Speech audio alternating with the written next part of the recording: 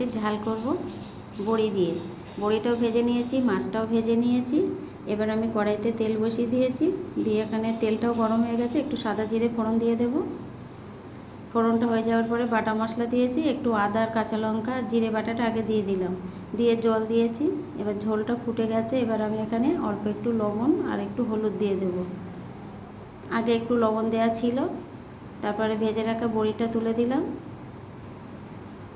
লাস্টে এই যে এবার দিয়ে দেবো সর্ষে আর পোস্ত বাটাটা, কিন্তু সর্ষে পোস্ত বাটা কিন্তু তেলের মধ্যে দিলে কিন্তু তিতো হয়ে যায়, ওই জন্য এটা ঝোলে পরে দিয়েছি। এবার দেখো ফুটে উঠলে ভেজে রাখা মাছটাকে আর এখানে দিয়ে দেবো। মাছটা দিয়ে একটু ফুটে গেলে কিন্তু নামিয়ে নেব। রেসিপিটি কেমন হলো বন্ধুরা কমেন্টে জানাবে, আর ভালো লাগলে একটা লাইক, একটা কমেন্ট, একটা শেয়ার করে দেবে। রেডি হয়ে গেছে আমার মাছের ঝাল। যদি তোমরা এইভাবে রান্না করে খেতে চাও, খেয়ে দেখবে বড়ি দিয়ে মাছের ঝোল। বড়িটা দেখো একদম রসগোল্লার মতো হয়ে গেছে, আর আমার বাড়ির দেয়া বড়ি।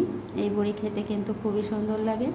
ঝোলটা একটু হালকা রেখেছি, কেননা আমাদের বাড়ির সবাই একটু হালকা ঝোল পছন্দ করে, সেই জন্য। রেসিপিটি কেমন হলো কমেন্টে বন্ধুরা কমেন্টে জানাবে।